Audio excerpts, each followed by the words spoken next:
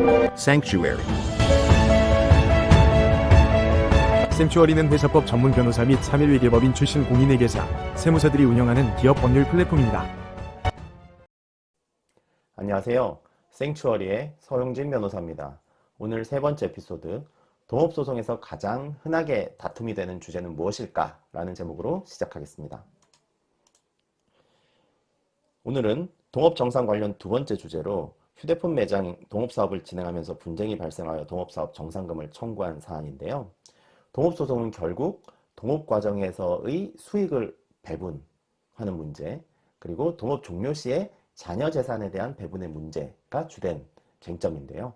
이때 당사자들이 가장 많이 하는 주장은 어떤 것일까요? 오늘 사건의 사실관계입니다. 원고와 피고는 총 1억 5천만 원을 투자하여 휴대폰 매장을 공동으로 운영하기로 하고요. 수익 배분 비율은 5대5, 실질적인 운영은 피고가 하고 원고는 1억 5천 중 1억 원을 출자했습니다. 피고 명의로 보증금 7천만 원의 사무실을 임차한 후 인테리어 공사를 하였고요. 피고 명의로 사업자를 진행하고 실제 업무는 피고가 주도적으로 수행을 합니다. 그런데 사업이 제대로 운영이 되지 않아서 8개월 만에 사업자는 폐업에 이릅니다. 자, 이에 대해서 원고의 주장입니다. 피고는 동업자인 나와 상의 없이 일방적으로 휴대폰 매장을 폐업하고 처분했다. 그로 인해서 원고는 내가 투자한 1억 원 손해를 입었으니 투자금 1억 원을 배상하라 라는 청구를 합니다. 그리고 운영기간 약 1년 8개월 정도인데요. 동안 그 수익금, 그리고 동업 해산으로 인한, 동업을 조합으로 보죠. 조합 해산으로 인한 자녀재산 내 비율만큼 수익금과 자녀재산 분배하라 라는 청구를 했습니다. 자, 이에 대한 피고의 항변입니다. 내가 임의로 처분한 거 아니고 어쩔 수 없이 사업 운영이 매출이 안 나오다 보니, 손해만 쌓이다 보니 어쩔 수 없이 폐업하게 되었고, 관심이 없으니 그것도 모르지. 가장 중요하죠.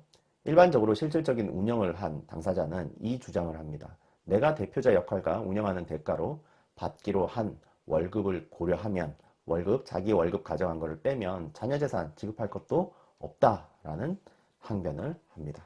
자, 이에 대해서 법원은 어떻게 판단하였을까요? 법원은 원고 일부 승소, 원고 청구 금액 중에서 6천만 원 지급하라 라고 일부를 인정을 했는데요. 자, 우선 구체적인 판단 내용들을 살펴보겠습니다. 자, 원고가 청구하는 손해배상, 즉 본인의 투자금 1억 원 전부 청구한 부분에 대해서는 인정하지 않았습니다. 그 이유는 피고가 일방적으로 휴대폰 매장을 임의로 폐업, 처분한 증거가 없다라는 거고요. 설령 그렇다고 하더라도 원고가 투자한 금액 1억 원 상당의 전체가 바로 피고의 손해는 아니다라는 거죠. 그죠? 자, 두 번째, 동업 정산으로 인한 자녀 재산, 남아있는 재산 분배 청구에 대해서 일부를 인정을 했습니다. 그와 관련해서 피고는 본인이 급여를 받기로 했는데 그 급여 상당액을 본인이 수령하면 자녀 재산 남아있는 게 원고에게 지급할 게 없다라고 주장을 했지만, 여기에 대해서 피고가 매장 운영 대가로 월급 400만 원을 받기로 하였다는 증거가 없다. 그러므로 남아있는 자녀 재산은 모두 분배 대상이다 라고 법원에서는 판단했습니다. 이 부분 중요하죠. 그래서 만약에 실질적으로 운영하는 사람이 급여 명목이던 그 운영에 대한 대가로 금액을 수령을 하기로 했다면 분명히 계약서에 명시를 하고 받아가야 됩니다. 이거를 추후에 내가 구두로 그렇게 하기로 했다라고 주장을 해봐야 입증이 안 된다면 인정받을 수 없다라는 거죠. 그래서 이 동업사업에 있어서 1년 이익은 5천만 원 정도가 있었고, 조합의 자녀재산은 보증금 7천만 원이 남아있기 때문에, 따라서 이 5천만 원과 자녀재산 7천만 원 더하면 1억 2천만 원의 수익 분배 비율 50%였죠. 곱하면 6천만 원은 원고의 몫이다 라고 해서 원고에게 6천만 원 지급할 것을 인정했습니다. 자, 법원의 정산 방식은 정해져 있죠. 아까 우리가 첫 번째, 두 번째에서 살펴본 바와 같이 정산 당시, 동업 종료 당시의 자산과 부채 특정을 해서 그 자산에서 부채를 차감한 금액을 기준으로 거기에 이익 분배 비율을 곱해서 각 당사자의 몫을 정합니다. 그러면 결국은 그 정산 방식은 정해져 있고 거기에 대해서 쟁점은 어떤 것이 있느냐, 원고나 피고나 서로 각 당사자들이 약정과 달리 덜 투자했다 또는 내가 더 투자했다 라는 투자 금액에 대한 주장 많이 나오고요. 그리고 중요한 것이죠. 수익이 과소계상되었다. 청구하는 입장에서는 매출 누락 또는 수익이 적게 올라와 있다. 이것보다 더 많다라는 주장, 수익에 관련된 주장을 할 것이고요. 반대로 줘야 되는 이 사건에서 피고 입장에서는 수익이 이것보다 더 적다. 원고가 주장하는 금액보다 수익이 실질적인 수익은 더 적다라고 주장을 해야 되겠죠. 자, 비용 측면에서도 마찬가지입니다.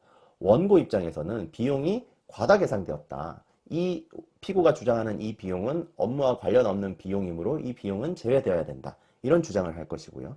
피고는 반대로 비용이 과소되었다. 이런 내용도 내가 사업과 관련된 비용으로 지출한 것이기 때문에 포함되어야 된다. 이 과정에서 실질적으로 운영한 당사자의 횡령이나 이런 형사적인 이 쟁점도 발생이 되게 되는 거죠. 그래서 중요한 거는 투자 금액에 대한 주장, 수익과 비용에 대한 주장, 그리고 여기에서 살펴본 바와 같이 대가를 지급하기로 했다. 이게 비용에 포함이 되어야 된다? 아니다라는 주장. 그래서 결국은 이런 금액적인 수익과 비용에 대해서 과소 또는 과대되었다라는 주장을 해야 되는 거고요.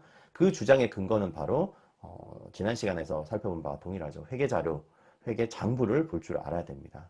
그래서 이 소송 절차 과정에서 주로 우리가 사업자 통장의 금융거래 조회를 하고 회계장부 확인 등을 해서 원피고가 주장하는 수익과 비용이 과연 수익은 과소계산되지 않았는지, 원고 입장에서는, 그리고 비용은 과대되지 않았는지, 사업과 관련 있는 비용인지 여부에 대해서 주장하고 입증할 수 있어야 되겠습니다. 자, 오늘은 동업 정산금 관련 소송 그 두 번째 에피소드를 살펴보았고요. 여러분에게 이 동업 정산과 관련되어서는 현업에 분쟁이 많은 만큼 큰 도움이 되었으면 좋겠습니다. 생추어리의 서영진 변호사였습니다. 감사합니다.